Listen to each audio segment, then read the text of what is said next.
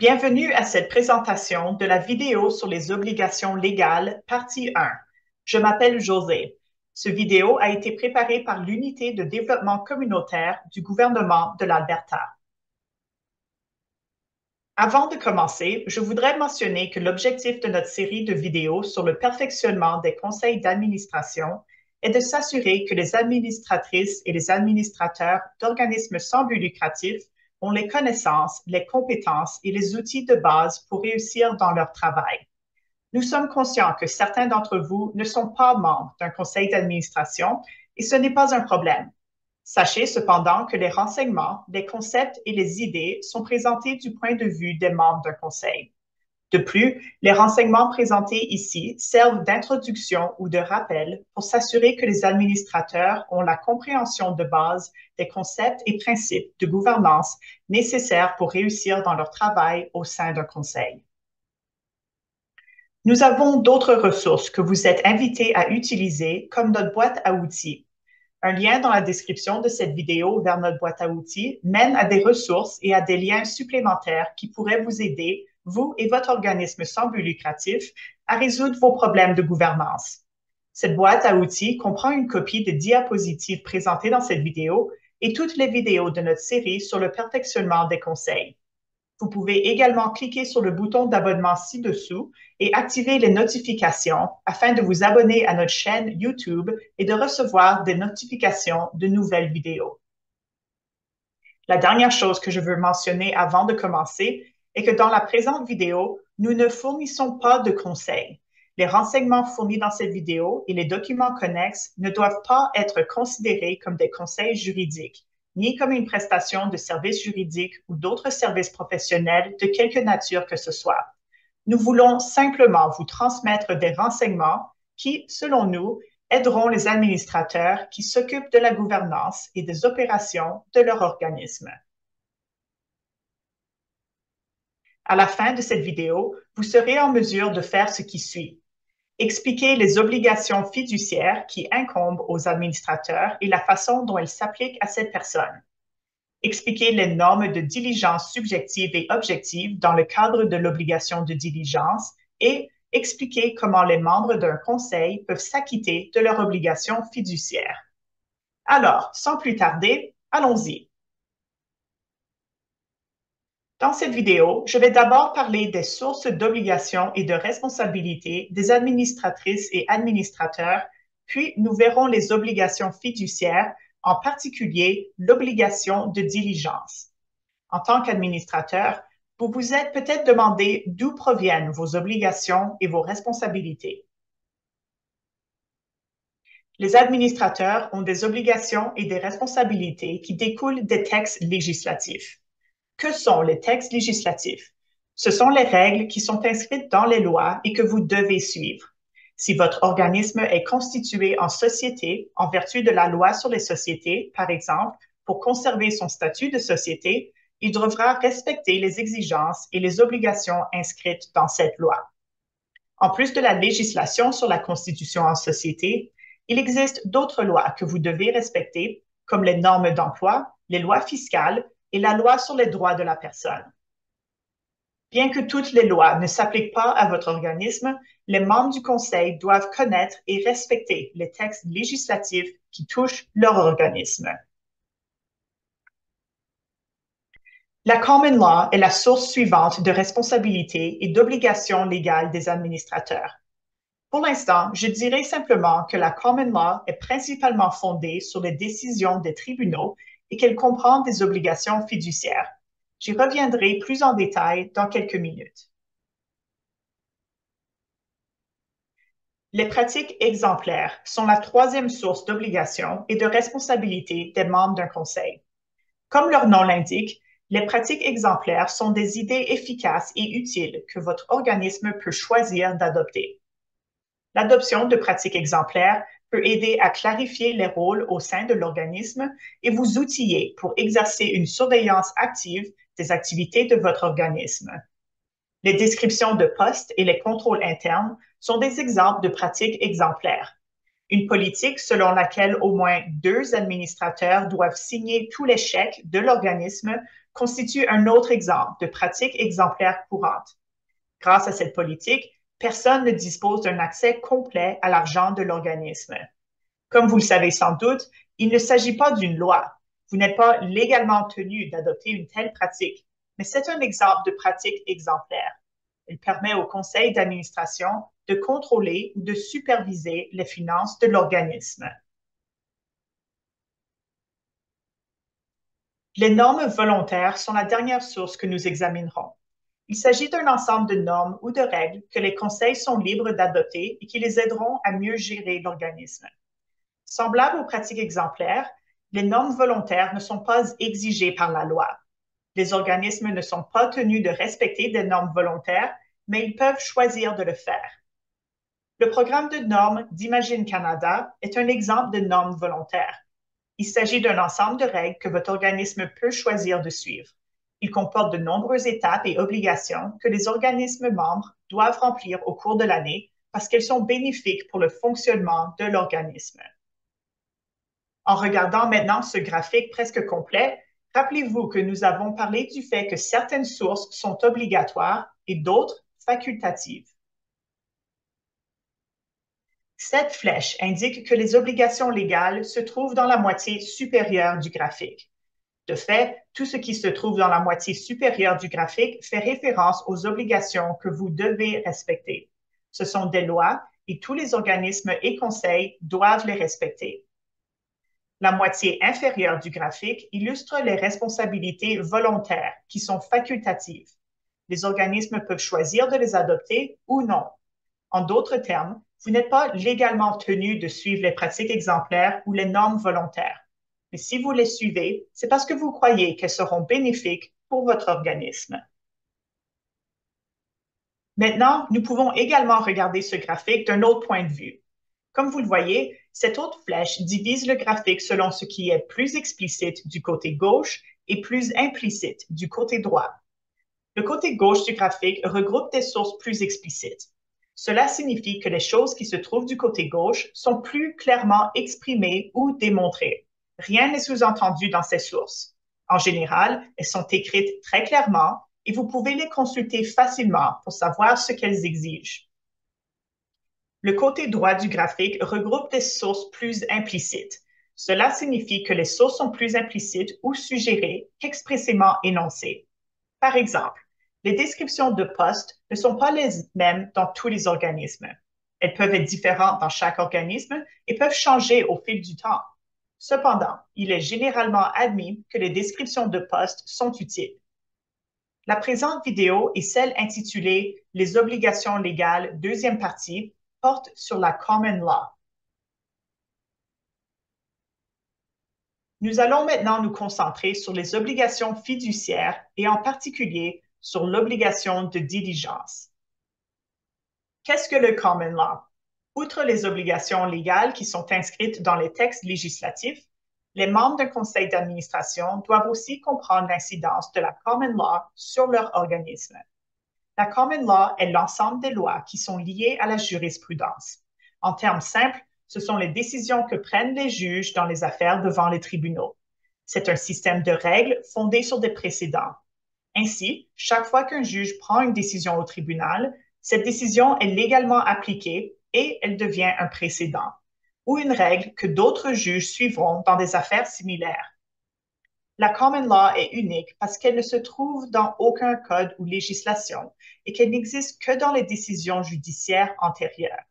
Il en résulte que la common law est souple et qu'elle s'adapte aux circonstances changeantes.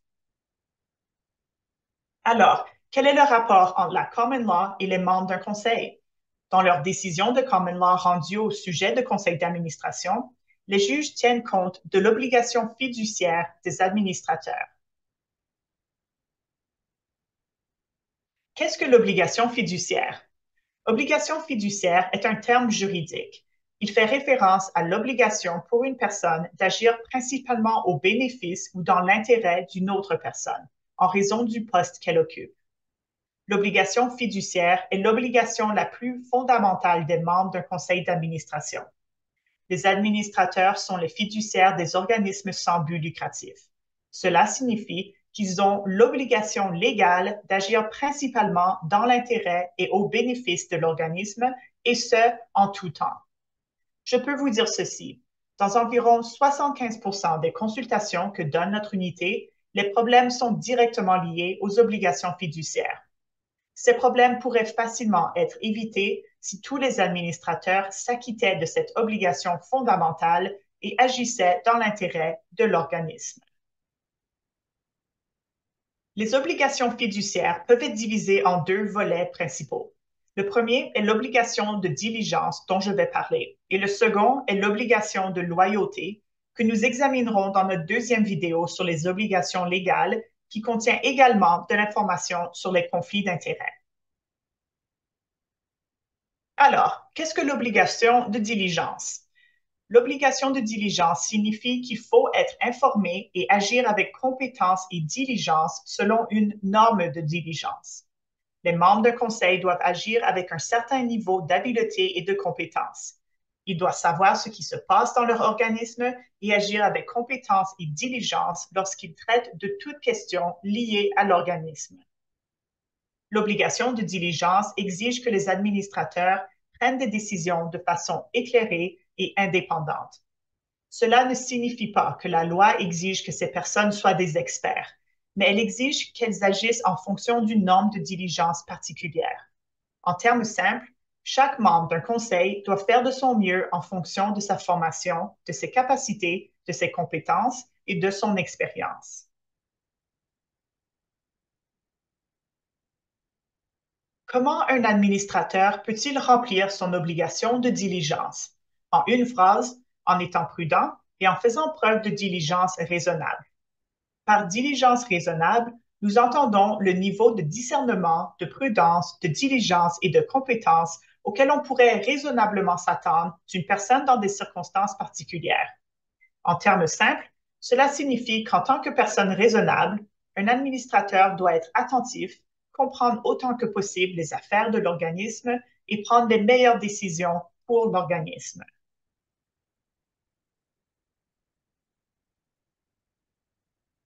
Maintenant, il y a 4 choses que vous devez faire pour remplir votre obligation de diligence. La première consiste à agir honnêtement. Les membres d'un conseil doivent traiter honnêtement avec l'organisme.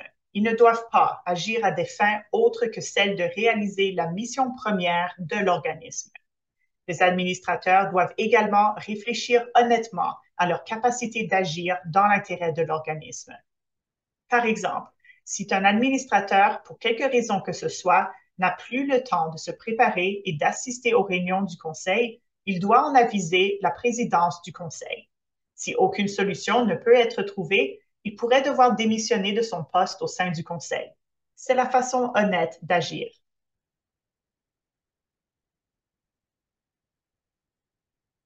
La deuxième chose consiste à faire preuve de diligence. Les administrateurs doivent faire preuve de diligence dans l'accomplissement de leurs obligations légales. Cela signifie qu'ils doivent connaître le travail de l'organisme, devraient savoir comment l'organisme est structuré, devraient s'assurer que l'organisme dispose d'un plan concernant ses programmes, ses services et ses finances, devraient s'assurer d'être informés de l'avancement des travaux et doivent évaluer leur plan pour déterminer ce qui fonctionne et ce qui doit être ajusté. Voici quelques façons de faire preuve de diligence. Posez des questions. Préparez-vous et assistez aux réunions du conseil. Veillez à ce que vous et vos collègues exerciez votre discernement lors d'un vote sur toute décision. Évitez de simplement voter avec la majorité. Voici un dernier exemple. Lorsque le conseil a besoin de conseils professionnels, il devrait recourir aux services de professionnels qualifiés. Ne vous fiez pas seulement à ce que les autres administrateurs disent ou ont entendu, ou à ce que vous pensez relever du bon sens. Demandez conseil à un professionnel.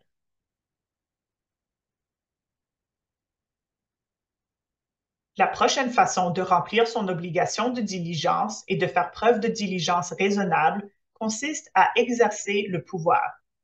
Les administrateurs doivent prendre des décisions et ils sont ultimement responsables de l'organisme et de l'atteinte des buts et des objectifs de l'organisme. L'élection des membres d'un conseil leur confère l'autorité et la responsabilité de prendre des décisions et de faire avancer l'organisme vers ses buts et ses objectifs. Voici des exemples de façons d'exercer cette autorité. Élaborer des normes pour mesurer le rendement du personnel et procéder à des évaluations du rendement annuel. Veiller à ce que les fonds reçus soient utilisés aux fins prévues et pour faire avancer les buts et les objectifs de l'organisme. La dernière façon consiste à faire preuve d'obéissance. Les membres d'un conseil doivent se conformer à toutes les lois pertinentes qui figurent dans les règles externes et internes de l'organisme. Il existe de nombreuses règles qui doivent suivre, mais les plus importantes sont les lois, règlements, fins, statuts, politiques, motions du conseil et procédures. La production d'une déclaration de revenus annuelle constitue un exemple de démonstration d'obéissance. Vous me direz que les organismes sans but lucratif ne payent pas d'impôts. Vous avez raison, mais ils doivent tout de même produire une déclaration de revenus chaque année. Il s'agit donc d'un exemple de démonstration d'obéissance. Ensemble, toutes ces tâches vous aideront, ainsi que votre conseil d'administration et votre organisme, à remplir votre obligation de diligence. Maintenant, il y a encore une chose que je veux dire au sujet de l'obligation de diligence. Vous vous souviendrez que lorsque nous avons parlé de l'obligation de diligence, je vous ai dit que les administrateurs devraient être informés et agir avec compétence et diligence selon une norme de diligence. Cela signifie que les administrateurs sont tenus d'agir selon une norme de diligence dans l'organisme. Mais que signifie l'expression norme de diligence? La norme de diligence est le degré de diligence, par exemple vigilance, attention et prudence, qu'une personne raisonnable devrait exercer dans les circonstances. Comme vous pouvez le voir sur la diapositive, nous avons en fait deux types de normes de diligence. Le premier est la norme objective. La norme objective signifie que tous les membres d'un conseil d'administration doivent être évalués selon le même critère, c'est-à-dire ce que ferait une personne raisonnablement prudente dans les circonstances. Le second est la norme subjective. La norme subjective vise à évaluer les membres d'un conseil en fonction de leurs caractéristiques personnelles, soit leur qualité, niveau de compétence, formation, expérience et profession. Qu'est-ce que cela signifie pour un organisme? Permettez-moi de vous fournir un exemple. Disons que votre organisme fait face à un problème légal et que votre conseil d'administration compte un avocat. Il est probable que cet avocat aura une meilleure compréhension des questions juridiques et de leurs conséquences que, par exemple, ses collègues qui travaillent en sciences infirmières ou en menuiserie. Dans une telle situation, on s'attend à ce que l'administrateur qui est avocat fasse preuve d'un degré de diligence beaucoup plus élevé que ses collègues qui n'ont pas de formation juridique. L'avocat devra respecter une norme plus élevée que les autres membres du conseil. Cette personne devra faire preuve d'une norme de diligence plus élevée et si l'organisme est traduit en justice, le juge jugera l'avocat en fonction de la norme de diligence subjective et l'infirmière en fonction de la norme de diligence objective. Ainsi, rappelez-vous que le respect de la norme de diligence sera évalué différemment d'un administrateur à l'autre. Cependant, cela ne signifie pas que les autres administrateurs ne peuvent pas être tenus responsables. Tous les membres d'un conseil d'administration doivent s'acquitter de leurs obligations de diligence, quelle que soit leur profession, leur formation et leurs compétences. La seule différence est que le degré de diligence dont chaque administrateur doit faire preuve diffère en fonction des caractéristiques personnelles de la personne. Si un administrateur a une formation dans un domaine, il devra respecter une norme de diligence plus élevée et sera jugé en fonction de la norme de diligence subjective. Voilà qui nous amène à la fin de notre vidéo sur les obligations légales, première partie. Merci d'avoir visionné cette vidéo.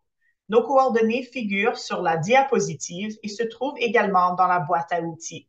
Si vous êtes en Alberta et que vous avez une question, que vous avez besoin de plus amples renseignements ou que vous souhaitez faire appel à nos services, veuillez communiquer avec nous par courriel ou par téléphone.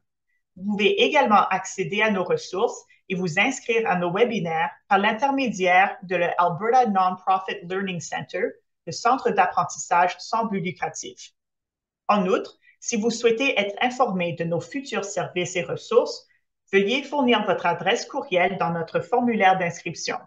Vous recevrez ainsi des renseignements sur nos services et ressources dès qu'ils seront disponibles. Le lien vers le formulaire d'inscription se trouve également dans la description de la vidéo. Au nom de l'unité de développement communautaire, merci de votre attention.